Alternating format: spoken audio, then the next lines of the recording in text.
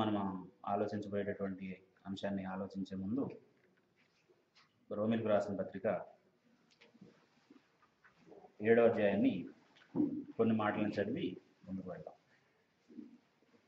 సహోదరులారా, 137వ పేజీ, కొత్త నిబంధనలో 137వ పేజీ, రోమిలకు రాసిన పత్రిక 7వ అధ్యాయము మొదటి నుండి కొన్ని మాటలు నేను చదువుతున్నాను. సహోదరులారా, మనుషుడు బ్రతికున్నంత కాలమే ధర్మశాస్త్రం అతని మీద ప్రభుత్వము చేయుచున్నదని మీకు తెలియదా? ధర్మశాస్త్రము ఎరిగిన మీతో మాట్లాడుచున్నాను. భర్త గల స్త్రీ భర్త బ్రతికి ఉన్నంత వరకే ధర్మశాస్త్రం వలన అతనికి బద్దురాలు గాని, భర్త చనిపోయిన ఎడల భర్త విషయమైన ధర్మశాస్త్రం నుండి ఆమె విడుదల పొందును. కాబట్టి భర్త బ్రతికి ఉండగా ఆమె వేరొక పురుషుని చేరిన ఎడల వ్యభిచారిణి అనబడును గాని, భర్త చనిపోయిన ఎడల ఆమె ధర్మశాస్త్రం నుండి విడుదల పొందిన కనుక వేరొక పురుషుని వివాహం చేసుకున్నాను, వ్యభిచారిణి కాకపోవను. కావున నా సహోదరులారా, మనము దేవుని కొరకు ఫలములు ఫలించినట్లు మృతుల్లో నుండి లేపబడిన క్రీస్తును వేరొకరిని చేరుటకై మీరును ఆయన శరీరము ద్వారా ధర్మశాస్త్ర విషయమై మృతులైతిరి. ఏలైనగా మనము శరీర సంబంధులమై ఉండినప్పుడు మరణార్థమైన ఫలములు ఫలించుటకై ధర్మశాస్త్రము వలనైన పాపేచ్ఛలు మన అవయవములో కార్యసాధకములై ఉండెను. రోమపత్రికని పౌలు రాసినటువంటి సందర్భంలో ధర్మశాస్త్రాన్ని ఎరిగినటువంటి యూదులతో మాట్లాడుతూ ఈరోజు దేవుని దగ్గరికి మనం వచ్చినటువంటి ఉద్దేశం ఏంటో వాళ్ళకి చెబుతూ ఏం మాటలు చెప్తున్నాడు అని అంటే, ధర్మశాస్త్ర కాలంలో ధర్మశాస్త్రాన్ని అనుసరించినటువంటి వారి కంటే దేవుడు అత్యున్నతమైనటువంటి చట్టాన్ని లేకపోతే జీవ నియమాల్ని మనకిచ్చాడు. ఇప్పుడు ధర్మశాస్త్ర కాలంలో ఉండేటటువంటి విశ్వాసం లాంటి జీవితాన్ని జీవించాలనా, అంతకంటే గొప్ప జీవితాన్ని జీవించాలని, అంతకంటే ఉత్తమమైనటువంటి జీవితాన్ని జీవించడం కొరకు ధర్మశాస్త్రాన్ని తీసివేసి దేవుడు కొత్త నిబంధనని ఇచ్చాడు. కాబట్టి అంటే మనం గత 2-3 వారాలుగా నిబంధన మన జీవితంలో అమలవుతూ ఉంటే మనలో కలిగేటటువంటి మార్పులు ఏంటనే దాన్ని ఆలోచిస్తున్నాం. కొత్త నిబంధన మనకు అర్థం కాకుండా, అది మన జీవితంలో అమలు జరగకుండా మనం క్రైస్తవులుగా జీవించేటటువంటి అవకాశం, లేకపోతే దేవుడిని మెప్పించేటటువంటి అవకాశం ఉండదు. కాబట్టి కొత్త నిబంధన ఎందుకు ఇవ్వబడిందట? దేవుని కొరకు మనం ఫలాల్ని ఫలించుకుంటాం. అప్పుడు ఈ మాటనే మనం ఎలా ఆలోచిద్దాం, లేకపోతే ఏ మాటతో ఆలోచిద్దాము అని అంటే, ఫలభరితమైన క్రైస్తవ్యం.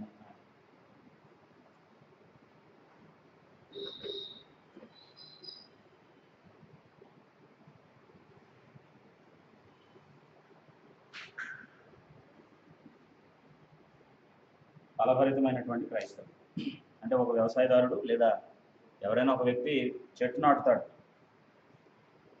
చెట్టు నాటడంతోనే అతని మనసులో ఉన్నటువంటి కోరిక నెరవేర్పలేదు. ఆ చెట్టు ఏం చేయాలి? ఆయన కోరుకున్నటువంటి ఫలాల్ని ఇవ్వాలి. అప్పుడు దాన్ని బట్టి ఆయన హ్యాపీగా ఉంటాడు. ఫలభరితమైనటువంటి చెట్టును నేను నాటాను, ఫలభరితమైనటువంటి పని నేను చేశాను అని చెప్పి సంతోషిస్తాడు. అలాగే దేవుడు అంటే క్రైస్తవులుగా మనల్ని అంగీకరించినటువంటి విధానాన్ని మనం ఆలోచించినట్లయితే, ఊరికే మనం ఆయన నమ్ముతున్నాము అనేటటువంటి ముద్ర కోసం దేవుడు మనల్ని తన కుమారులుగా స్వీకరించలేదు. అందుకోసం అయితే యేసుక్రీస్తు చేసినటువంటి ఆ గొప్ప త్యాగంతో పని మనకి లేదు. ఇప్పుడు దాని కొరకు ఆయన సిలువ వేయబడాల్సిన అవసరం కానీ, మనలో ఉన్నటువంటి పాపాన్ని తీసివేయాల్సినటువంటి అవసరం కానీ, మనల్ని నీతిమంతులుగా తీర్చాల్సినటువంటి అవసరం కానీ, మనం దేవుని కుమారులుగా పెరగడానికి మనకు కావాల్సినటువంటి కొత్త నిబంధన చేయాల్సిన అవసరం కానీ, పరిశుద్ధాత్మను మనకి ఇచ్చి నడిపించాల్సినటువంటి అవసరం కానీ లేదు.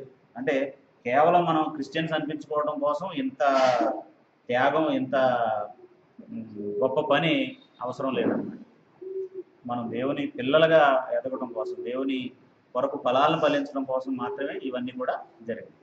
ఆ ఫలాలు ఫలించడానికి మనకు కావాల్సినటువంటి శక్తిని మనకి ఇవ్వడానికి ఎవరు మనతో కలిసి పనిచేస్తున్నారు? దేవుడు. అలా ఆయనకి మనకి జరిగినటువంటి ఒప్పందమే క్రొత్త నిబంధన. అంటే దేవుని కొరకు, దేవుని కుమారులుగా మనం జీవించడం కొరకు ఆయనకి మనకి జరిగినటువంటి ఒప్పందం మనలో అమలు జరగడానికి దేవునికి మనకి మధ్య జరిగినటువంటి ఒప్పందమే క్రొత్త నిబంధన. ఒకసారి అన్ని యుగాల్లో దేవుడు ఏం కోరుకుంటున్నాడు అన్నటువంటి ఆ వివరణ నుంచి పెడదాం. బైబిల్ గ్రంథంలో 3 యుగాలను మనం చూస్తాం. మొదటిది ఏంటి? పితరుల యుగం. పితరుల యుగంలో విశ్వాసం దగ్గర నుంచి దేవుడు కోరుకున్నది లేకపోతే వాళ్ళు చేసినటువంటి పని ఏంటి అని అంటే విశ్వాసము, దాన్ని వెల్లడి చేసేటటువంటి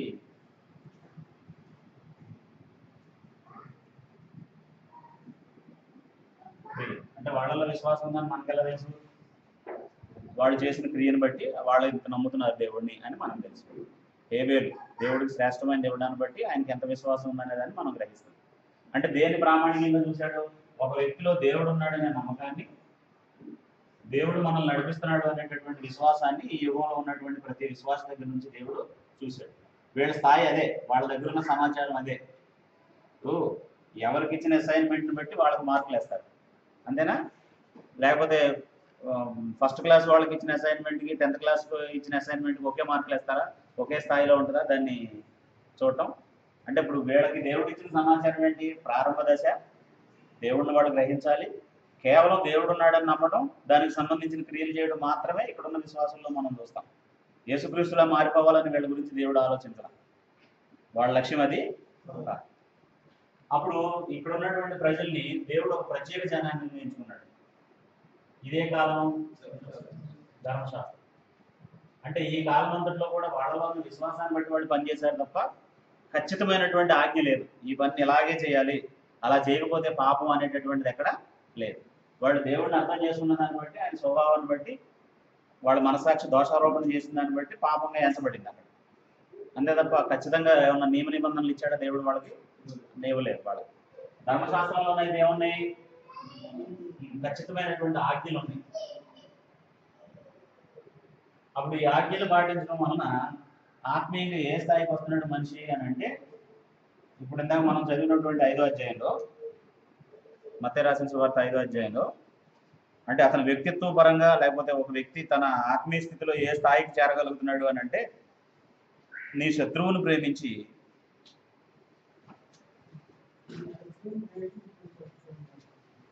నీ పొరుగువాడిని ప్రేమించి నీ శత్రువును ద్వేషించు అని చెప్పబడిన మాట మీరు విన్నారు కదా అన్నాడు. అంటే ఇక్కడ ఈ ఆజ్ఞలన్నీ కూడా దేని కొరకు అంటే పొరుగువాన్ని ప్రేమించుడు గురించి. అంటే ఇక్కడ దేవుడు ఎక్స్పెక్ట్ చేసిన స్థాయి ఏంటి? వాళ్ళకి ఇచ్చినటువంటి ధర్మశాస్త్రాన్ని బట్టి,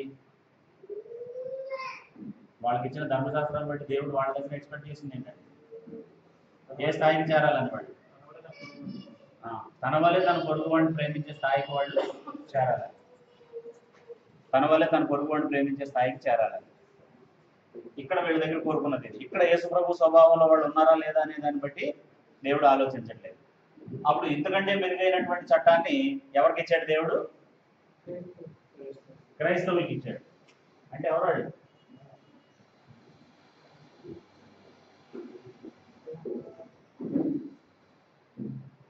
క్రైస్తవులకి ఇచ్చాడు. ఇప్పుడు ఇది మనం కాదు అందుకే వాడు అని ప్రస్తావించాం, ఇది కూడా మనం కాదు అందుకే వారు అని ప్రస్తావించాం. ఇప్పుడు ఇది మనం, ఇప్పుడు ఇక్కడ మాట్లాడేది ఎవరి గురించి అని అంటే మన గురించి. అప్పుడు ఇక్కడ స్థాయి ఏంటి అని అంటే, ఇక్కడ స్థాయి ఏంటి అని అంటే పరలోకమందున్న మీరు పరలోకమందున్న మీ తండ్రి కుమారులై ఉన్నట్లు మీ శత్రువులను ప్రేమించుడి, మిమ్మల్ని హింసించు వారి కొరకు ప్రార్థన చేయండి. ఇక్కడికి వచ్చేటప్పటికి ఏం జరుగుతుంది? ఇక్కడ ఏం కోరుకుంటున్నాడు దేవుడు? శత్రువును ప్రేమించే స్థాయి. అంటే మన ప్రేమలో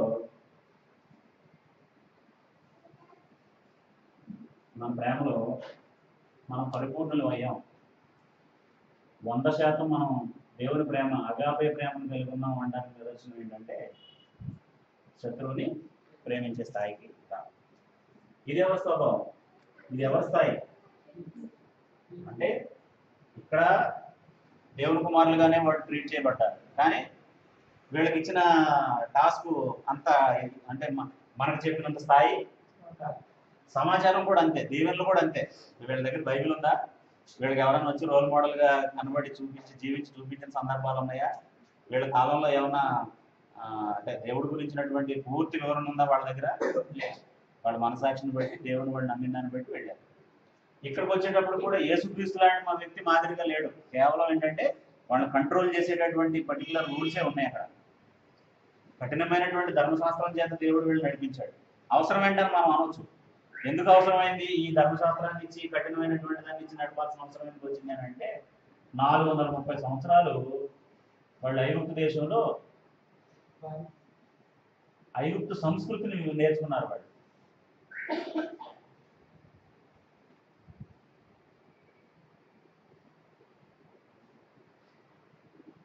ఐగుప్తు సంస్కృతిని నేర్చుకున్నారు. అంటే 10 సంవత్సరాలు మనం ఎక్కడైనా ఉన్నాం అనుకోండి, మన ఆహారపు అలవాట్లు మారిపోతాయి, మాట మారిపోద్ది, అంటే మన శైలి మారిపోద్ది. మనకు అది బాగా తెలుసు. ఎందుకంటే 1 సంవత్సరం క్రితం 2 రాష్ట్రాలకు సంబంధించిన ప్రజలు ఇక్కడ కలిసి ఉన్నారు, ఇప్పటికీ కలిసే ఉన్నారు. కాబట్టి ఇప్పుడు మనం అనే మాట ఎందుకంటున్నానంటే, ఎవరైనా ఆంధ్రాకి సంబంధించిన వాళ్ళు ఉంటే అక్కడికి వెళ్ళారు అనుకోండి, అక్కడ మాట్లాడుతూ ఉంటే వాళ్ళు అంటారు, మీకు అక్కడ మాటలన్నీ వచ్చేసినాయే, అక్కడ అలవాట్లన్నీ వచ్చేసినాయే, అక్కడ వాళ్ళలాగానే మాట్లాడుతున్నారు మీరే అని చెప్పేసి అంటారు. ఇక్కడ ఉన్న వాళ్ళు ఎవరైనా ఆ ప్రాంతానికి వెళ్ళి అక్కడ నుంచి వచ్చారనుకోండి, అదండి ఇదండి అని మాట్లాడుతూ ఉంటే, ఏంటి నువ్వు ఆంధ్ర వాళ్ళలాగా మాట్లాడుతున్నావు అని చెప్పేసి ఇక్కడ ఉన్న వాళ్ళు అంటారు. చాలా తక్కువ కాలంలోనే, కొంతమందికి అయితే 1 సంవత్సరానికి. చిన్నపిల్లలు అనుకోండి, మన ఇంట్లోనేమో మన కుటుంబ సభ్యులు ఎలా మాట్లాడతారు అలా మాట్లాడతారు. స్కూల్కి వెళ్ళంగానే స్కూల్లో ఉండే పిల్లలతో కలిసి అక్కడ ఉన్న పిల్లలు, మెజారిటీ పిల్లలు ఎలా మాట్లాడతారో అలా మాట్లాడతారు. పాత బస్తీలో కానీ లేకపోతే ఈ మైదీపట్నం ఈ సరౌండింగ్స్లో ఉన్నారనుకోండి, వాళ్ళు హిందీని బ్రహ్మాండంగా మాట్లాడతారు. అంటే ఎలా వస్తుంది అని అంటే అలాగే అట్రాక్ట్ చేయబడతారు. ఎందుకంటే కమ్యూనికేట్ చేసే ప్రతి సందర్భంలో కూడా అవతల వ్యక్తులు ఏం కోరుకుంటున్నారో అలాగే వాళ్ళకి అర్థమయ్యేలాగా చెప్పాలనేటటువంటి తాపత్రయంలో నుంచి నేర్చుకోవడం అనేది వస్తుంది. అది జరగలేదనుకోండి, అవతల వ్యక్తికి మనకి మధ్య కమ్యూనికేషన్ సరిగా ఉండదు, కలిసి స్నేహం చేయడం సాధ్యం కాదు. కాబట్టి అతనికి ఎలా చెబితే అర్థం అవుద్దో అలాగా చెప్పడం కోసం మనం కూడా అవతల దాన్ని నేర్చుకుంటాం. అలా 430 సంవత్సరాలు ఉన్నారు అని అంటే ఇంచుమించు 5 జనరేషన్స్ అన్నమాట. 5 తరాల పాటు ఐగుప్తు దేశంలో ఉన్నారు. ఐగుప్తీయుల సంస్కృతి అంతటిని కూడా ఇశ్రాయేలీలు ఏం చేశారు, నేర్చేసుకున్నారు. అంటే వాళ్ళ సబ్కాన్షియస్లో కూడా ఉండిపోయింది అనమాట. వాళ్ళ అంతరంగంలో ఉండే ఏదో ఒక భాగం, అంటే మన సబ్కాన్షియస్ ఏంటంటే మనం కలలను అంటామే, అది మరి ఈ సబ్కాన్షియస్ అనే మాటని ఇంగ్లీష్లో ఏమంటారు నాకు తెలియదు, తెలుగులో ఏమంటారు నాకు తెలియదు. అంటే మనం ఎప్పుడైనా నిద్రపోతున్నప్పుడు మనం ఊహించినటువంటివి మనం అసలు అప్పటిదాకా దాని గురించి ఏం ఆలోచించాం, కానీ ఎవరో కనబడతారు, ఎవరో మాట్లాడుతూ ఉంటారు మనతో. అంటే వాళ్ళ తాలూకు జ్ఞాపకాలు మన మనసులో అక్కడ నిగూఢంగా ఉన్నటువంటి ఆ మనసాక్షిలో లేకపోతే ఆ మనసులో ఉన్నాయి అన్నమాట. కాబట్టి అక్కడ అవి పనిచేస్తాయి మనం నిద్రపోతున్నప్పుడు, లేకపోతే అప్రయత్నంగా అవి వచ్చి పనిచేస్తాయి. అలాగా అక్కడ ఉన్న అలవాట్లు సంస్కృతులు వాళ్ళల్లో అలాగా పాతుకుపోయింది. ఎంత పాతుకుపోయినాయి అని అంటే, ఇంత కఠినమైన ఆజ్ఞలు ధర్మశాస్త్రం వాళ్ళకి ఇవ్వడం ధర్మమే అని మనకి ఎలా కనిపిస్తుంది అని అంటే, దేవుడు చేసినటువంటి అనేకమైన అద్భుతాలు చూసిన తర్వాత, ఆ అద్భుతాలు ఎలాంటివి అని అంటే ప్రపంచం నిమిరిపోయేటటువంటి అద్భుతాలు అవి. ఎర్ర సముద్రం పాయలు అవ్వడం అనేది ఇప్పటికీ అద్భుతమైనా కాదండి, దాన్ని ఎప్పటికీ గొప్పగానే ప్రజలు చెప్పుకుంటారు లేదా. అలాంటి చూసిన తర్వాత కూడా మరి దేవుణ్ణి ఒక దూడ రూపంలో చూడాలి అనే ఆలోచన వాళ్ళకి వచ్చింది అని అంటే ఎంత స్ట్రాంగ్గా ఉంది వాళ్ళల్లో కదా.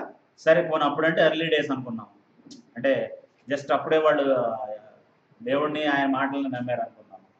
యెరొబోము కాలానికి వచ్చేటప్పుడు కూడా ఏ బొమ్మలు పెట్టుకున్నారు వాళ్ళు, దానిలోనూ బేతేల్లోనూ దూడ బొమ్మలు నిలిపి ఇవే ఐగుప్తు దేశం నుంచి మనల్ని విడిపించిన యెహోవా అని చెప్పుకున్నారు. వాళ్ళలో పోలేదు.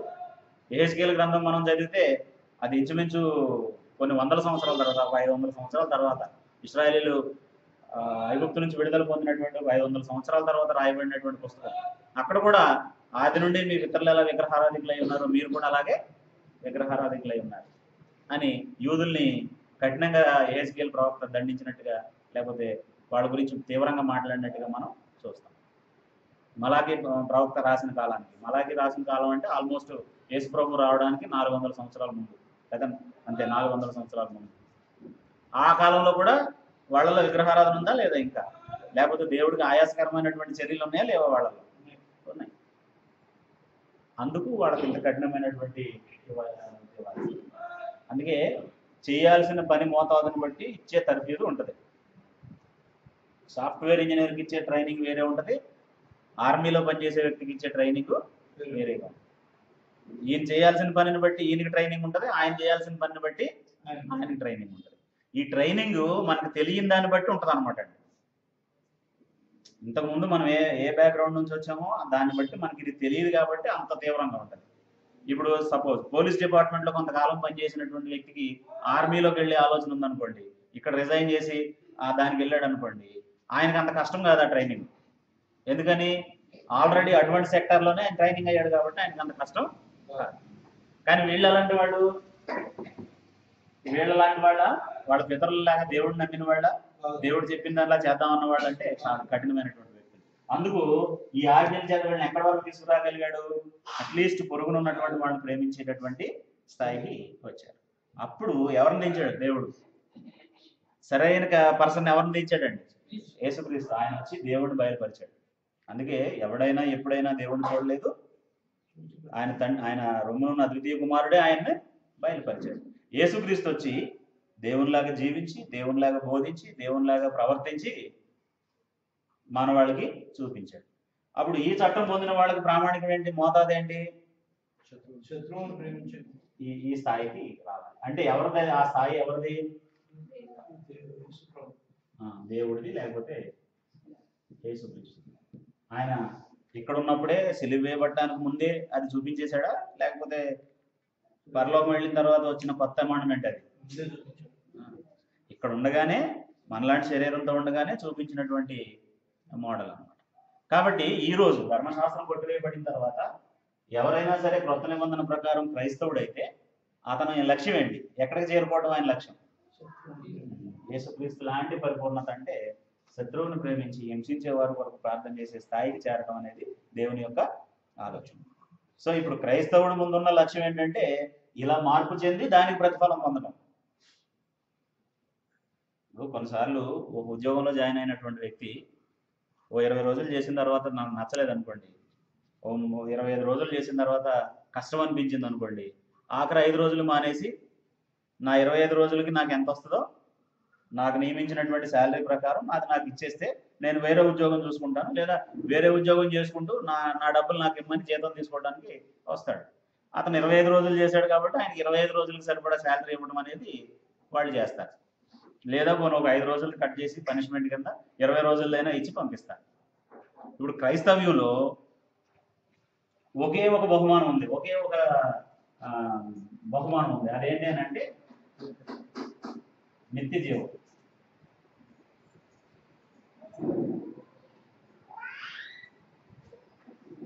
బాప్తిస్మం పొందింది మొదలుకొని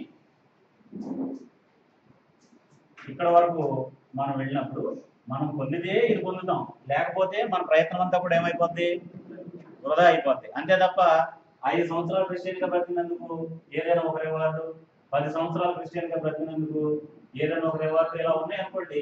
పోనీ టాప్ కాకపోయినా, నెంబర్ 1 కాకపోయినా, నెంబర్ 2దో లేకపోతే నెంబర్ 3దో నెంబర్ 4దో ఏదో ఒకటి మనం చేసిన ప్రయత్నానికి తగ్గ మనకు వస్తే బాగుండు అనుకోవడానికి ఉంటుంది.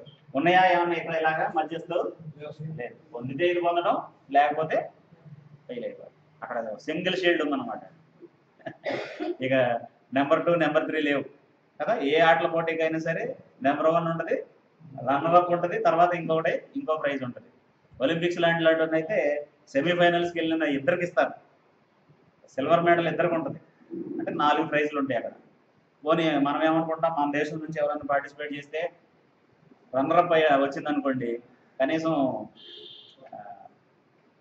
రెండో బహుమతి అయినా మనకు వచ్చింది. అంటే స్వర్ణ పథకం రాకపోయినా సరే రజితమైన వచ్చింది, లేదా కాంస్యమైన వచ్చింది. అందులో ఇద్దరు ఉంటారు కాబట్టి సెమీఫైనల్కి వెళ్ళగానే మనం ఒక దాన్ని లెక్క పెట్టేసుకుంటాం అనమాట. లిస్ట్ ఉంటుంది కదా, మన దేశానికి వచ్చే పథకాలకు సంబంధించి మన ఆటగాడు ఎవరైనా సెమీఫైనల్కి వెళ్తే సరే స్వర్ణ పథకం రాకపోయినా మనకు ఒక పథకం రావడం అయితే ఖాయమని లెక్క పెట్టుకుంటాం. అలాగే ఏమైనా ఉంటే కొన్ని మనం నేను ఎంత పరిగెట్టలేను కానీ నాకు ఎంత వచ్చో అంతే పరిగెడతాను అని అనుకోవడానికి ఆస్కారం ఉంటుంది. ఇప్పుడు ప్రస్తుతం జరుగుతుంది ఏంటంటే ఇలాంటివి ఏవో ఉన్నాయని భ్రమపడుతున్నారు బాబు. ఏం కంగారు పడొద్దు, ఏం తొందరపడొద్దు. మీరు ఎంత ప్రయత్నం చేస్తే అంత దీవెనే మీరు పొందుతారు. మీరేమీ వర్రీ అవ్వాల్సిన అవసరం లేదని చెప్తున్నారు. అది మోసం. అలాగే ఎవరైనా ఆలోచిస్తే అలాంటి బహుమానం ఏదైనా నేను పొందుతానని అనుకుంటే నిలువునా మోసపోతున్నారు వాళ్ళు. అది గ్రహించాలి.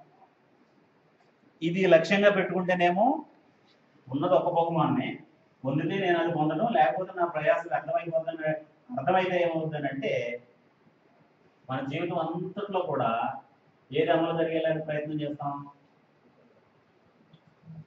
కొత్త నిబంధన అమలు జరిగేలాగా ప్రయత్నం చేస్తాం. అప్పుడు దినదినం మార్పు చెందుతాం. అయితే కొనసాగడానికి దేవుడు సహాయం చేస్తాడు. కొనసాగేటప్పుడు మనకి ఏమైనా బలహీనతలు ఆవరిస్తే ఆయన వాక్యం చేత వాటిని తొలగిస్తాడు. పరిశుద్ధాత్ముడు వాటిని జ్ఞాపకం చేయడం వలన మనం మరలా ఎలర్ట్ అవుతాం. యేసు ప్రభు రక్తం మన పాపాలను క్షమించడం వలన మరలా తిరిగి పరిగెడడానికి ఆస్కారం ఉంటుంది. ఇలాంటి దీవెనలు ఉన్నాయి. అయితే అవన్నీ ఏంటంటే అది కొనసాగించడానికి ఇవ్వబడిన దీవెనలే తప్ప నీ పనికి తగ్గ ప్రతిఫలం అది కాదు. పనికి తగ్గ ప్రతిఫలం అది కాదు. ఎలా అంటే ఒక వ్యక్తి ఒక పొలంలో పనిచేయడానికి వెళ్ళాడు. ఆయన టాస్క్ ఏంటంటే ఒక పెద్ద మట్టి గుట్ట ఉన్నది, దాన్ని తిరగదీసి చదునుగా ఉన్నటువంటి నేల మీద వేయాలి. ఆయన పని అది.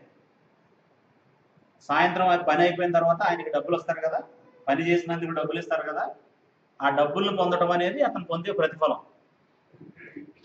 ఆ యజమాని దగ్గర నుంచి డబ్బులు తీసుకుంటేనే ఇతను పని చేసి కష్టపడి డబ్బు సంపాదించినట్టు. అప్పుడు ఆ పని చేయడానికి ఏం చేస్తారు అని అంటే అతను చేతులతో తీసుకొస్తే కష్టం అవుతుంది కాబట్టి ఆయనకు ఒక పారేస్తారనమాట. ఆయన చేతులతో తీసుకెళ్ళి పోయడం పని అవ్వదు కాబట్టి ఆయనకు ఒక ఏమంటారు, బాల్చే అంటారు, గమేళ అంటారు, ఏదో అలాంటిది ఒకటి ఇస్తారు. కాబట్టి ఇంకా ఈజీగా తవ్వడానికి పలుగునిస్తారు. ఈ పలుగు పార ఇవన్నీ ఎందుకు అని అంటే నువ్వు సులువుగా పని చేయడానికే. అవి నీకు వచ్చిన బహుమానం కాదు. ఒకవేళ ఎవరైనా సరే నాకు పారిచ్చాడు, పలుగిచ్చాడు, నేను బహుమానం పొందాను అనుకుంటే పిచ్చోడు అన్నమాట. అంటే అతను చేసిన పని అర్థం కాలేదన్నమాట. అసలు ఆయనకు రావాల్సిన ప్రతిఫలం ఏంటో అతనికి తెలియదు. కాబట్టి నువ్వు 5 గంటల వరకు పని చేసిన తర్వాత నీకు ఆ యజమాని డబ్బులు ఇస్తే, నువ్వు నాకు కష్టపడి పని చేసావు, ఇది నీకు రావాల్సిన ప్రతిఫలం అని ఇస్తే అది తీసుకుంటే అతను ఆ పనిలో విజయం సాధించినట్టు తప్ప నాకు పలుగు దొరికిందిలే, పార దొరికిందిలే అనుకుంటే శ్రమే మిగులుతుంది తప్ప రావాల్సిన ప్రతిఫలం. అలాగే ఇప్పుడు సాఫ్ట్వేర్ కంపెనీలో పనిచేసేవాళ్ళు ఉన్నారు. మీకు మంచి సిస్టమ్ ఇస్తే మీరు పనిచేయడానికి సులువుగా మీకు ఆ మంచి బాగా పనిచేసే కంప్యూటర్ ఇచ్చారు. కంప్యూటర్ మీ శాలరీ కాదు, కంప్యూటర్ మీకు రావాల్సిన ప్రతిఫలం కాదు. మీకు రావాల్సిన ప్రతిఫలం ఏంటి? నెలాఖరున మీ అకౌంట్లో డబ్బులు పడాలి. అలాగే సరే, నా మంచి సిస్టమ్ ఇచ్చారు కదా అని హ్యాపీగా ఉన్నాడు అనుకోండి, కుటుంబాన్ని ఎలా పోషిస్తాడు? అలాగే క్రైస్తవులుగా మనం కొనసాగేటప్పుడు దేవుడు మనకు ఆరోగ్యాన్ని ఇస్తాడు, దేవుడు మనకు ఆయుష్ని ఇస్తాడు, దేవుడు మనకి ఇల్లు వాకిలు ఇస్తాడు, దేవుడు మనకు స్నేహితులను ఇస్తాడు, ఆత్మీయంగా పెరగడానికి కావాల్సినటువంటి పరిశుద్ధాత్మని లేకపోతే దేవుని వాక్యాన్ని, సంఘ సహవాసాన్ని, వీటన్నిటిని ఇస్తాడు. అవి మనం పొందిన బహుమానం కాదు. మనం దేవుని కుమారులుగా పెరగడానికి మనకి ఇచ్చినటువంటి పనిముట్లు, సాధనాలు. వాటిని ఉపయోగించుకుని ఏం పొందితే మనం బహుమానం పొందినట్టు? నిత్య జీవాన్ని పొందితే మనం దాన్ని సాధించినట్టు. ఇలా సాధించాలని అంటే కొత్త నిబంధన మనలో అమలు జరగాలి. అది మనకి కొండ మీద ప్రసంగంలో యేసుక్రీస్తు చెప్పినటువంటి మాటల్లో మనం చూస్తాం. దీనికి భిన్నంగా ఏం జరుగుతుంది అని అంటే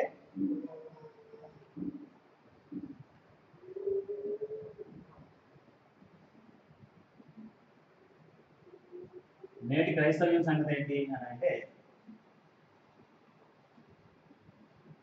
దేవుడిని నేను ఆరాధన చేస్తున్నాను,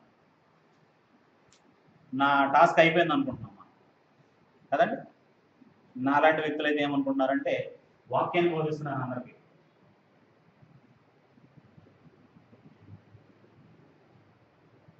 ఇంకొంతమంది ఏవో పత్రికలు రాస్తున్నారు, ఇంకొంతమంది ఏవో రకరకాల చార్ట్లు తయారు చేసి అందరికీ అందజేస్తున్నారు. ప్రతి సందర్భంలో నేను ఏం చేస్తున్నాను? ప్రార్థన చేసుకుంటున్నాను.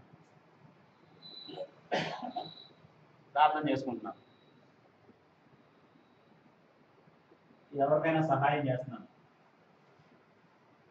నా శక్తి కొద్దీ నేను సహాయం చేస్తున్నాను. సారీ, దీన్ని బట్టి నేను ప్రతిఫలం పొందుతాను అనే భావన మనలో ఉంది. ఇవి ప్రతిఫలం పొందడానికి కావాల్సిన అంశాలే, కానీ నిత్య జీవాన్ని తెచ్చిపెట్టే స్థాయి ఇవి కాదు.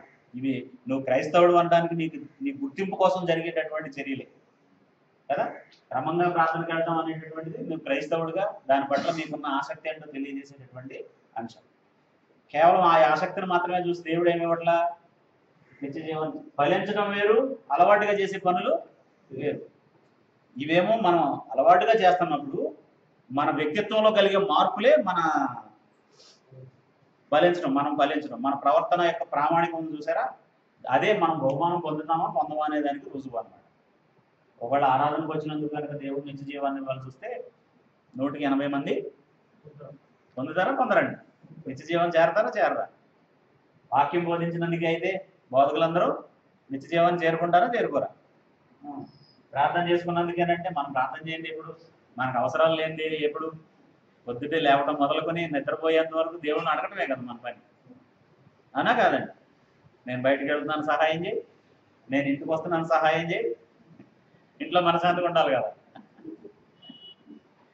బయటికి వెళ్ళేటప్పుడు భయమే, ఇంటికి వచ్చేటప్పుడు భయమే.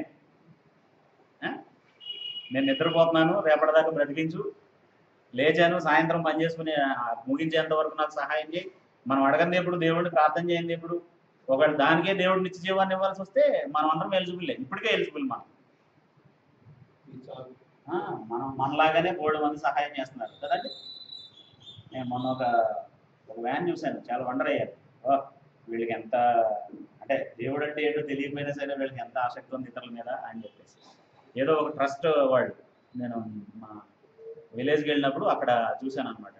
ఒక పెద్ద వ్యాన్లో భోజనాలు పెద్ద క్యాన్లో పెట్టుకుని ఫ్రీగా భోజనాలు పెడుతున్నారండి, వీధికి తిరిగి భోజనాలు పెడుతున్నారు అందరికి. ఏదో ఒక ట్రస్ట్ వాడు స్పాన్సర్ చేస్తున్నారంట. కొంతమంది ఆ వ్యాన్ వస్తున్న చూసుకొని భోజనం కూడా వండుకోవట్లా. అంటే వీళ్ళ దగ్గర ఉండే ఆర్ట్ వీళ్ళ దగ్గర ఉంది, అది ఏంటంటే డిఫరెంట్ టాలెంట్స్ అయ్యి అందరికీ రావు. కాబట్టి ఇలాగా అన్యులు కూడా సహాయం చేస్తున్నారు. దేవుడు తెలియని వాళ్ళు కూడా ఏం చేస్తున్నారు, మనకంటే గొప్ప కార్యాలని చేస్తున్నారు. ఒకవేళ దాన్ని బట్టి అయితే వాళ్ళు కూడా వెళ్ళిపోవాలి నుంచి చేయవు. కానీ ఇక్కడ ఒక ప్రామాణికం అనేది ఒకటి ఉంది, అదేంటంటే ఎఫెసీయులకు రాసిన పత్రిక 4వ అధ్యాయము 11-12 వచనాలు. మనమందరము ఒక్క నిమిషం, మనమందరం అంటే ఎవరండి? భూమి మీద ఉన్న వాళ్ళు అందరైనా, ఎఫెసు పట్టణంలో ఉన్న సంఘం మట్టుగానే? క్రైస్తవులు, లేకపోతే ఎవరైతే సంఘంలో సభ్యులుగా ఉన్నారో వాళ్ళ గురించి మాట్లాడుతున్నాడు. ఈ ఉత్తరం సంఘానికి రాయబడింది, జనరల్గా అందరికీ రాయబడిన మాట కాదు. విశ్వాసం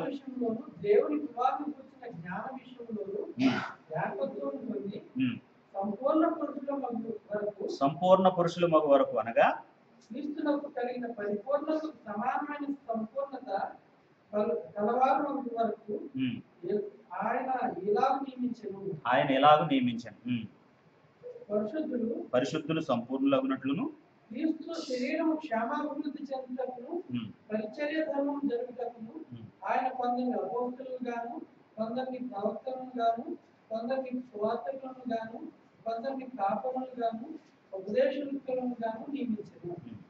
అందువల్ల మనం మీదట ప్రసిద్ధమై ఉండి దేవుని మనుషుల మాయోపాయం చేత వంచనతోనూ తప్పు మార్గంలాగు పీల్చుతోనూ గాలికి కొట్టుకొని పోనట్లు కల్పింపబడిన ప్రతి ఉపదేశమునకు ఇటు అటు కొట్టుకుపోవచ్చు. అల్ల చేత ఎర్రపట్టుబడిన వారమే ఉండగా ప్రేమ కలిగి సత్యము చెప్పుతూ క్రీస్తువలే ఉండటకు మన అన్ని విషయంలో ఎదుగుదాము. ఎన్ని విషయాల్లో క్రీస్తు వలె ఎదగాలట? అన్ని విషయాలు. ఎవరికి కలిగిన సంపూర్ణతకు సమానమైన సంపూర్ణత కావాలట మనలో. అప్పుడు మనం దేనికి ఎలిజిబుల్ అనమాట? ఎందుకంటే ఇదే ఆయన సంకల్పం. జగత్తు పునాది వేయబడక ముందుకే దేవుడు ఆలోచించిన ఆలోచన ఏంటి? అనేక మంది కుమారులు కావాలి. వాళ్ళు ఎవరిలాంటి కుమారులుగా ఉండాలి? క్రీస్తు లాంటి కుమారులు. తన కుమారుడు అనేకుల్లో జ్యేష్ఠుడు అవ్వాలి. ఆయన స్వరూపంలో నిర్ణయించబడిన వాళ్ళందరూ కూడా ఎదగాలి కదా. రోమా 8:29 ఏముంది? ఎందుకనగా తన కుమారుడు అనేక సహోదరులలో జ్యేష్ఠుడు అగినట్లు దేవుడు ఎవరిని ముందుగా ఎరుగనో వారు తన కుమారునితో సారూప్యం గలవారు వారిని ముందుగా నిర్ణయించారు. కాబట్టి ఇక్కడ మన లక్ష్యం ఏంటి అని అంటే, క్రీస్తు సంపూర్ణతకు ఎంతట సమానమైన సంపూర్ణత. ఆ మాటని ఏమన్నాడు? అన్ని విషయాల్లో ఎవరిలాగా ఎదగాలి? క్రీస్తులాగా ఎదగాలి. అన్ని విషయాల్లో ఎవరిలాగా ఎదగాలి? క్రీస్తులాగా ఎదగాలి. అప్పుడు అనేక మంది కావాలన్న దేవుని సంకల్పం నెరవేరుంది. ఆ సంకల్పాన్ని నెరవేర్చినందుకు మనల్ని కుమారులుగా ఆయన అంగీకరిస్తాడు. అదే మనం పొందేటటువంటి బహుమానం, అదే మనం చేరుకునేటటువంటి నిత్య జీవం, అదే మనం సాధించేటటువంటి ఫలభరితమైనటువంటి క్రైస్తవం. కానీ లోకంలో ఏం చెప్పబడుతుంది? ఊరికే దేవుడు ఉన్నాడని నీ నోటితో ఒక మాట ఒప్పుకుంటే చాలండి. ఒకసారి ఒక సోదరిని కలిశాం. ఆమె చాలా ఆసక్తిపరురాలు క్రైస్తవ్యం పట్ల, బాగా చదువుకున్న స్త్రీ. ఆమె ఏదో ఒక సందర్భంలో అంటే సికింద్రాబాద్లో ఈ చర్చ్ బిల్డింగ్ అంటే మనం అక్కడ రెంట్కి తీసుకున్నటువంటి బిల్డింగ్ దానికి సంబంధించి కలిసాం. కలిస్తే తనతో మాట్లాడుతున్నప్పుడు అంటే ఆమె చాలా డిగ్రీలు చూపించారు. అంటే ఆమె చదివినటువంటి చదువు దానికి సంబంధించి ఆవిడ మాట్లాడుతూ ఉంటే కూడా అంత జ్ఞానం దాంట్లో కనపడుతుంది. అయితే దేవుని గురించినటువంటి విషయంలో మాత్రం చాలా అపార్థాలే కనపడుతున్నాయి ఆమె మాటలు. అప్పుడు ఆమె ఏమన్నారంటే, బ్రదర్ నేను ఒకసారి ఒక చోటకి వెళ్ళాను, ఒక వ్యక్తి అన్యుడైతే అతను ఇక చనిపోతున్నాడు, హాస్పిటల్లో పనుపురుతో ఉన్నాడు. ఎలాగైనా సరే అతని చేత యేసయ్య అనిపించాలని తీవ్రంగా నేను ప్రయత్నం చేశాను. ఆ చనిపోయే ముందు యేసయ్య అనే మాట, ఆ యా అనే మాట సరిగ్గా రాలేదు, కానీ ఆ రెండో పదం వచ్చిన తర్వాత ప్రాణం పోయింది. డెఫినెట్గా అతను పరలోకం వెళ్ళిపోతాడు.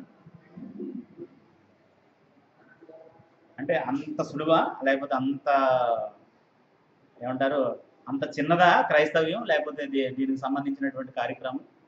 నువ్వు చచ్చిపోయేటప్పుడు, బ్రతుకున్నప్పుడు, దెబ్బ తగిలినప్పుడు, కింద కూర్చునేటప్పుడు, పైకి లేచేటప్పుడు యేసయ్య అని ఒక మాట అంటే పరలోకం వెళ్ళిపోవడానికా యేసుప్రభు ప్రాణం పెట్టింది? అంత అల్పమైందండి క్రైస్తవ్యం అంటే. కానీ ఇప్పుడు అలాగే ప్రకటించబడుతుంది, ప్రజలు అలాగే నమ్ముతారు. అస్సలు ప్రార్థనకి వెళ్ళిన వాళ్ళేమో, ప్రార్థనకి వెళ్ళేవాళ్ళు వాళ్ళు అసలు ప్రార్థనకు కూడా వెళ్ళట్లేదు, మేము ప్రార్థనకి వెళ్తున్నాం కాబట్టి మేము ఓకే అని అనుకుంటున్నారు. అంటే అవగాహన లేకపోయినప్పుడు జరిగే సంఘటన. ప్రార్థనకి వెళ్ళే వాళ్ళలో కూడా రెగ్యులర్గా వెళ్ళే వాళ్ళు ఏమనుకుంటున్నారంటే, రెగ్యులర్గా వెళ్ళని వాళ్ళని చూసి వాళ్ళకంటే మేము చాలా బెటర్ అనుకుంటున్నారు. రెగ్యులర్గా వెళ్ళే వాళ్ళలో కూడా మాకు వాక్యం బాగా తెలుసు కాబట్టి మేము అందరికంటే బెటర్ అని చాలామంది అనుకుంటున్నారు. మళ్ళీ వీళ్ళల్లో కూడా బాగా అంటే అన్ని పుస్తకాల మీద అవగాహన ఉన్న వాళ్ళ ఆలోచన ఒకలాగా ఉంది, మామూలు వాళ్ళ ఆలోచన ఒకలాగా. అంటే బెటరే, అసలు వెళ్ళిన వాళ్ళకంటే వెళ్ళేవాళ్ళు బెటరే, అంటే అప్పుడప్పుడు వెళ్ళేవాళ్ళ కంటే రెగ్యులర్గా వెళ్ళేవాళ్ళు బెటరే. నేను అంటుంది ఏంటంటే వెళ్ళడంలో బెటర్, ఆసక్తిలో బెటర్. కానీ ఆ బెటర్ దేని తెచ్చిపెట్టడం మనకి? అలాగనుకుంటే 35 మార్కులు వచ్చేవాడు చూసి 36 మార్కులు వచ్చేవాడు చాలా గర్వపడవచ్చు కదండి. ఈ మధ్య ఏదో ఎంఎన్సీ కంపెనీస్ అన్ని కూడా 70% ఉంటేనే రెజ్యూమ్ తీసుకుంటున్నాయంట. అది ప్రామాణికం. అప్పుడు 69 వచ్చినా కానీ ఎవరి లిస్టులో ఉంటాడు అతను? 35వాడు 69వాడు ఒకటా కాదండి? అలాగే మనం నిత్య జీవం పొందే లక్షణాలు మనలో లేకపోతే వీటి వల్ల మనకు పెద్ద ప్రయోజనం లేదు. అప్పుడు ఇది ఏమవుతుంది అని అంటే, అలవాటుగా మనం క్రైస్తవులుగా జీవించే దాంట్లోకి వస్తుంది. ఆత్మీయత ఏది మరి? మనలో ఏముండటం? ఆత్మీయత, నిత్య జీవపు లక్షణాలు మనలో ఉండటం అనేటటువంటిది ఆత్మీయత. అప్పుడు దీనికి సంబంధించినటువంటి విషయాల్ని యేసుక్రీస్తు 5, 6, 7 అధ్యాయాల్లో బోధించింది. మత్తయి రాసిన సువార్త 5వ అధ్యాయము, 6వ అధ్యాయము, 7వ అధ్యాయము కొండ మీద యేసుక్రీస్తు చేసినటువంటి ప్రసంగం, దీర్ఘకాల ప్రసంగం, ఎక్కువసేపు ప్రజలతో ఆయన మాట్లాడినటువంటి సందర్భం. ఇంచుమించు క్రైస్తవుని యొక్క భౌతవ్యాన్ని అంతటినీ కూడా ఎక్కడ మొదలు పెట్టాలి, ఎలా జీవించాలి, ఏం చేయాలనేటటువంటిది ఆల్మోస్ట్ ఆయన దానిలో చెప్పేశారు. అప్పుడు కొత్త నిబంధన మన జీవితంలో ఎలా అమలవుతుంది అనేటటువంటి దాన్ని కొన్ని రోజులు అంటే అవసరమైతే వచ్చే వారం లేకపోతే ఆ పై వారం కూడా మనం ఆలోచన. అంటే ఇలా ఎందుకు జరగాలి అని అంటే,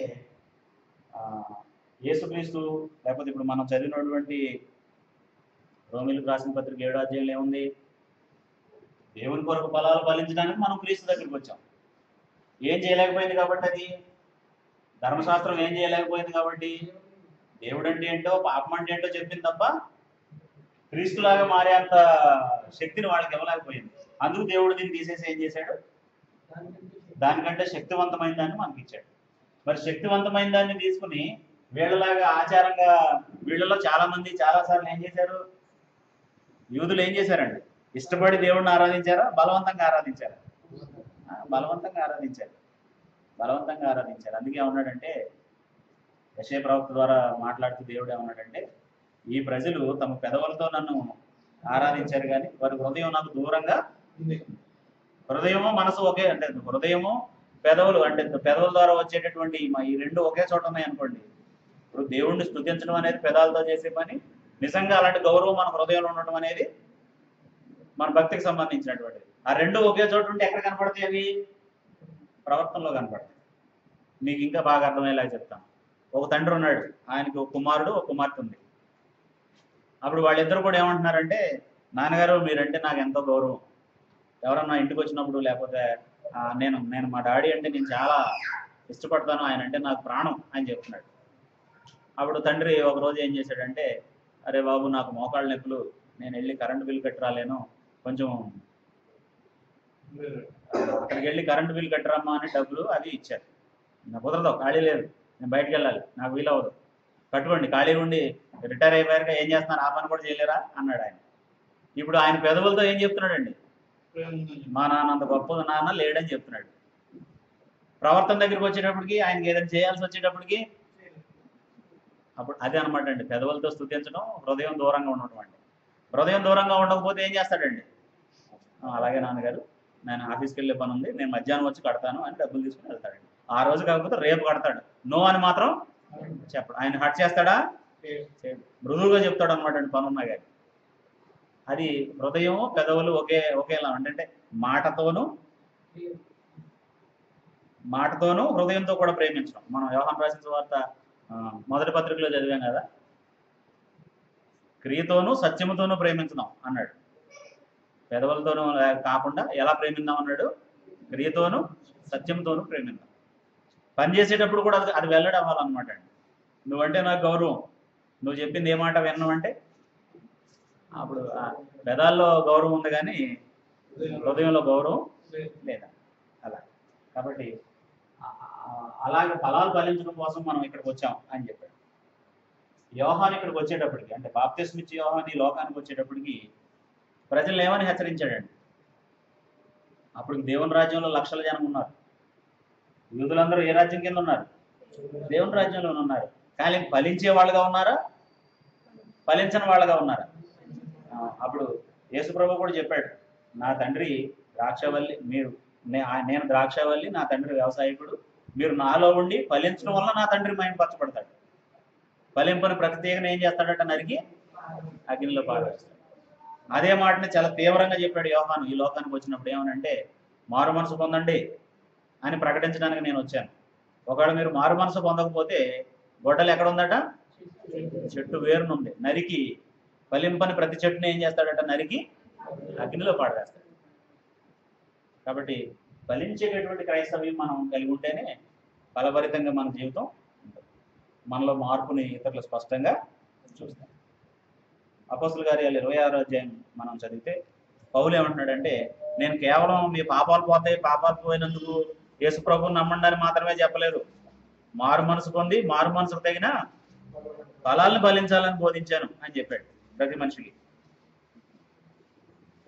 30వ వచనంలో చూడండి, 20వ వచనంలో చూడండి, 26, 20. మొదట దమస్కులోని వారికి, యెరూషలేములోను యూదయ దేశమంతటికి, తర్వాత అన్యజనులకు వారు మారు మనసు పొంది దేవుని తట్టు తిరిగి మారు మనసుకు తగిన క్రియలు చేయవలెనని ప్రకటించుచుంటిని. చూడండి, మారు మనసు పొందడమేమో దేవుని తట్టు తిరగటానికి. దేవుని తట్టు తిరిగిన తర్వాత ఏం చేయాలి? ఎందుకోసం మారు మనసు పొందేమో దానికి తగిన క్రియలు చేయాలి కదండి. ఇప్పుడు హాస్పిటల్లో అడ్మిట్ అయిన తర్వాత డాక్టర్ చెప్పినట్టు వినాలి, వేసుకోమన్న మందులు వేసుకోవాలి. నేను మందులు వేసుకోను, డాక్టర్ చెప్పినట్టు విన్న కానీ హాస్పిటల్లో జాయిన్ అయినందుకు, ఆ బెడ్ మీద పడుకున్నందుకు నాకు రోగం తగ్గాలంటే తగ్గదు. నువ్వు జాయిన్ అవ్వడం ఎంత ఇంపార్టెంటో ఆయన చెప్పినట్టుగా మందులు వేసుకోవడం, ఆయన చెప్పినట్టుగా ఆహారం తీసుకోవడం, జాగ్రత్తలు తీసుకోవడం కూడా అంతే.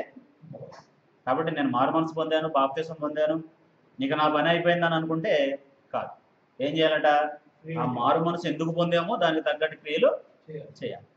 అలా చేయడానికి మనకు కావాల్సినటువంటి సూత్రాలని, ఆత్మ విషయమై దీనులని వారు ధన్యులని, దుఃఖపడేవారు ధన్యులని, దానివల్ల ఏం జరుగుతుంది, ఇంతకుముందు జీవితం కంటే ఉన్నతమైనటువంటి జీవితానికి మనం ఎలా వెళ్ళగలుగుతాం, ఇవి మనం మన హృదయంలో అలవాటు చేసుకుంటూ ఉండగా మనకు ఎదురయ్యేటటువంటి పోరాటం ఏంటి, ఇంకా వేటితో మనం పోరాడాల్సినటువంటి పరిస్థితి వస్తుంది. అప్పుడు దీన్ని అలవాటుగా మార్చుకున్నటువంటి వ్యక్తి నీతి క్రియల్ని, సత్క్రియల్ని ఎలా చేస్తాడు, ఇవి 5, 6, 7 అధ్యాయాల్లో మనం ఆయన చెప్పినటువంటి బోధల్లో చూస్తాం. జస్ట్ ఈరోజు ఏం ఆలోచించాము, ఈరోజు మనం ఆలోచించడం మొదలుపెట్టింది ఏంటి అని అంటే, ఫలభరితమైనటువంటి క్రైస్తవ్యాన్ని మనం కలిగి ఉండాలి అని అంటే ఇతరుల యుగంలో ఉన్న వాళ్ళ విశ్వాసానికి సంబంధించిన స్థాయి వేరు అని మనకు అర్థం కావాలి. ధర్మశాస్త్ర కాలంలో ఉన్నటువంటి వాళ్ళలాగే మనం ఉండడానికి ప్రయత్నం చేయకూడదు. దేవుని కొరకు ఫలాలు ఫలించడం కోసం, ఆ యేసుక్రీస్తు స్థాయికి నేను చేరడం కోసం బాప్తిసం పొందాను అనే సంగతిని గ్రహించి అటు దాని దిశగా మనం ప్రయత్నం చేయాలి. అలా కాకపోతే మన క్రైస్తవ్యం అలవాటుగానే ఉంటుంది తప్ప దాని నుండి ఏ రకమైనటువంటి ఆత్మీయతని మనం ఎక్స్పెక్ట్ చేయలేము. కాబట్టి అలవాటుగా క్రైస్తవులుగా ఉన్నామా, ఆత్మీయులుగా మనం అంటే ఆత్మ సంబంధమైనటువంటి క్రైస్తవులుగా ఉందామా అనేది ఎవరి చేతిలో ఉంది. దీన్ని వాస్తు ఏం చేయలేదు, దీన్ని న్యూమరాలజీ ఏం చేయలేదు,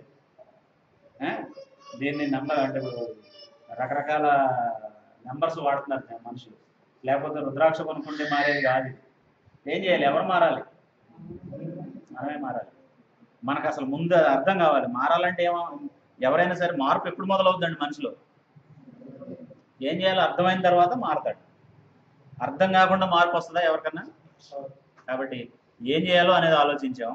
అప్పుడు 5, 6, 7 అధ్యాయాల్లో యేసుక్రీస్తు క్రొత్త నిబంధన మన జీవితంలో ఎలాగ అమలు జరగాలని బోధించారో ఆ బోధల సారాంశం మన హృదయంలో ప్రవేశించినప్పుడు వేటిని ధరించుకుంటాము, వేటిని విసర్జిస్తాము, ఎలా ఉండటం వలన పరలోకముందున్న మీ తండ్రికి కుమారులై ఉండినట్లు ఈ పని చేయండి అని యేసు ప్రభు చెప్పిన మాటల్ని మనం చేయగలుగుతాము అనేటటువంటిది మనం ఆలోచిస్తాం. అప్పుడు మన ప్రవర్తన మనకు తెలుసు కాబట్టి, మన లక్ష్యాలు మనకు తెలుసు కాబట్టి, మన ఆలోచన మనకు తెలుసు కాబట్టి, మన విధానాలు మనకు తెలుసు కాబట్టి, నేను నిత్య జీవాన్ని స్వతంత్రించుకునే దిశగా వెళుతున్నానా, లేకపోతే క్రైస్తవుడిని అని సరిపెట్టుకునేటట్టుగా సాధారణమైనటువంటి జీవితాన్ని జీవిస్తున్నాను అనే దాన్ని మనం తేల్చుకోగలుగుతాం. సమస్య మనకు అర్థమైనప్పుడు మన సమస్య సగం తీరిపోద్దాం. మనిషికి సమస్య సగం అర్థం అవడంతో సగం సమస్య తీరిపోద్దట. ఇంకేముంటుంది, పరిష్కరించుకోవడమే ఉంటుంది. అసలు సమస్య అంతా ఎక్కడ, మన సమస్య అంటే మనకు అర్థం కాకపోవడంతోనే. అందుకే డాక్టర్లు ఏం చేస్తున్నారంటే నాడు పట్టుకొని ఆ కళ్ళు చూసి ఈ బాధలన్నీ పడటం ఎందుకని టెస్టులు రాస్తున్నారు అనమాట. అవి కరెక్ట్గా చెప్పేస్తాయి.